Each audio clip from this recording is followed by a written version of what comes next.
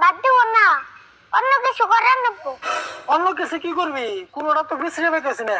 হ্যাঁ, দুই তিনটা ব্যবসা আরম্ভ করলাম, তাও না মারা গেল। তাই তো হলো, দেওয়াস না। লাস্টে ছাগল চুরি করেও ধরা পড়লাম। কি করবা, কোনোটাই শান্তি নাই। কি করবি? উপায় নাই। কাকা, ব্যবসা অঙ্গ পুরানটা ভালো আছে। কোন ব্যবসার কথা কস তুই?